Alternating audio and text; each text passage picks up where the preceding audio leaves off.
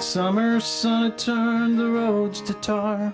I was really very fortunate in that I grew up in an area where there were a lot of talented musicians, and I had the opportunity to start playing in rock bands really at the age of 16, 17 years old. And I was really, looking back on it, it was kind of amazing how quickly we moved up. We started playing as a band before we got out of high school, of course, and ended up playing Holiday Inns before we were 17 years old. Looking back on it, I really feel blessed because I had a chance to play with some very good people, and I still have a lot of respect for them. And we took it very seriously. You know, we thought we were a pretty good band for a bunch of 17, 18-year-old kids. No more, but I've seen your face. I've seen it everywhere. The first album was a project that we did on a label called 700 West, which was based in Indianapolis, and it was done largely because the recording engineer believed in our material, and it was a labor of love. It was a great experience to record out there because, like I said, the engineer Mo Whittemore really believed in what we were doing. And the interesting thing about that album is that at the time we got good reviews from the critics, but it didn't do real well in terms of sales. We got a little bit of airplay, but not enough, certainly, to justify making a career out of it.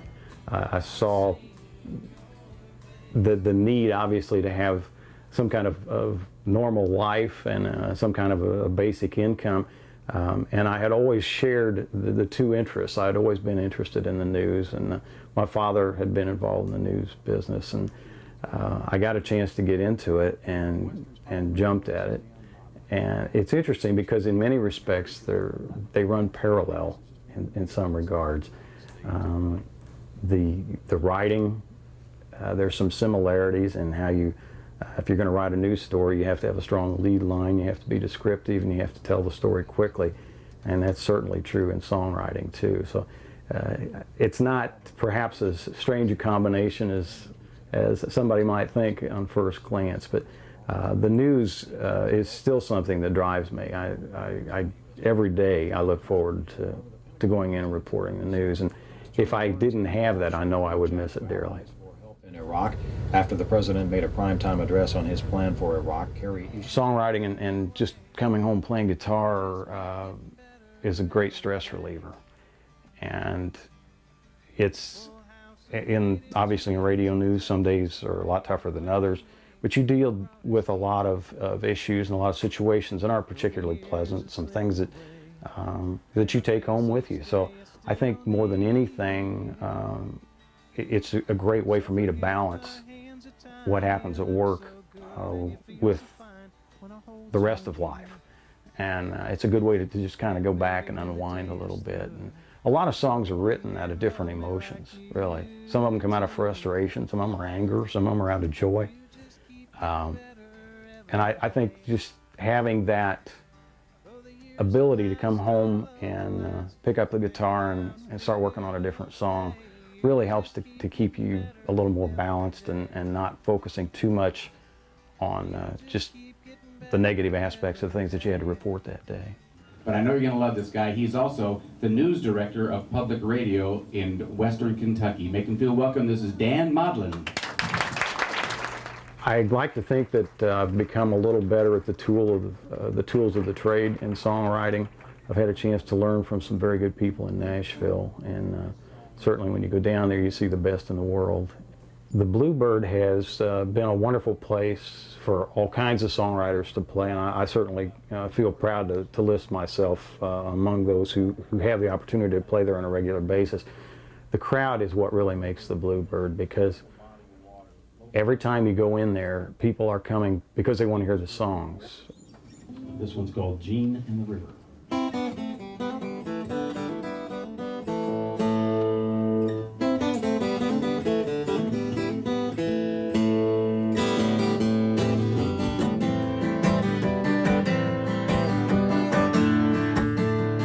There's two sets of footprints down by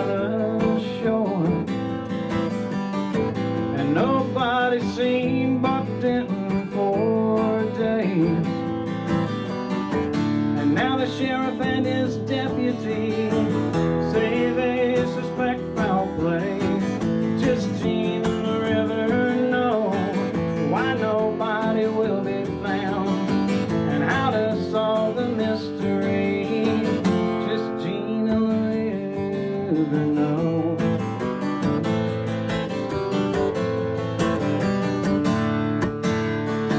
Well, he'd done some time in Arkansas, 'cause he'd forced the girls to get his way. The song Gene in the River is one that I had been working on, and it was kind of an unusual process for me. I'll go through a lot of songs. I'm always in the rewriting process. I don't ever like to say that a song is completely done. I'm always open to changing things around. But I was onto a melody and a chord progression that I really felt were pretty strong, and I didn't know what I was going to put with it. Sometimes you need the seed for a song, or you need a concept, and the song almost seems to write itself once you get to that point. And my wife Debbie and I were at Mammoth Cave one Saturday afternoon, and not far from the main entrance to Mammoth Cave, if you walk down the trail a little bit, you can see the Green River, which I'd seen several times before, but on that particular Saturday it was a beautiful deep green, and there's a setting down there where there's a kind of a muddy bank, and you can kind of walk right out to the edge. And as we were out there, I thought, this is it. This is where it happened. I don't know what happened, but I'm going to go home and write it. And that was a different approach for me. I think I had done that one other song maybe where a scene just kind of struck me that I'm going to make up a story that fits this scene. But that's what happened with Gene in the River, and I'm real encouraged about that one. I feel pretty good about the stories that came together, and there's a little mystique with it, which I think is healthy for songwriters to leave a little mystique in the lyrics. Thank you very much. In a way, it has been kind of a secret, and I guess part of that is because it's very important to me. My family knows it. I have some very good friends that know that I write a lot, but it's just something that I don't go around and tell everybody, hey, did you know I'm going to play at the Bluebird next week? It's just not my nature, I guess. But it's interesting to see the reaction, because a lot of them at first kind of assume that he can't be very good. What would he be a newsman for? If he's any good, he'd be a songwriter for a living. Why would he be a newsman? So, and maybe they're right. I don't know, but it is interesting to see their reactions, and you know, especially if they hear a CD or an album cut or something, they say, "Is that you? I can't believe that's you." You know, but that's just part of what I've always been about. To play some chords, and I practiced like he said. We played that Gibson every night till my fingers bled. He told me if I worked real hard someday I could go far. And I saw gold in the strings of my daddy's guitar. He said, if you want to learn to make it ring, you gotta learn this from the start. You gotta give it all you've got to give, and play it from the heart.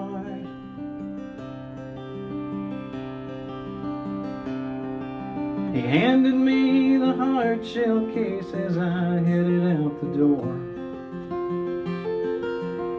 He said, now we both love it, son, but I think you'll need it more.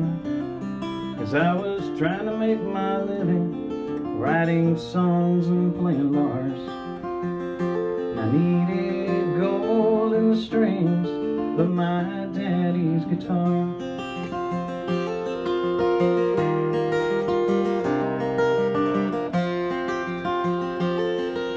When times were tough, I always tried to remember what he'd said. That old guitar will serve you well and keep your family fed.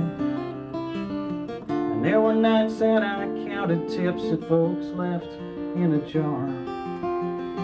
But I found gold in the strings of my daddy's guitar.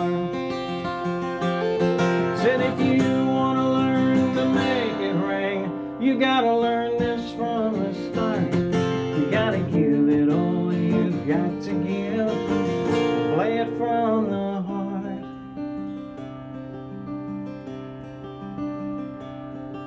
The miles and songs have come and gone, but his legacy remains. And every song's a silhouette of some town I can't name. But he was right so long ago when he said I could go far. And I saw gold in the strings of my daddy's guitar. Yeah, he was right so long ago when he said I could go far. And I saw gold in the strings of my daddy's guitar.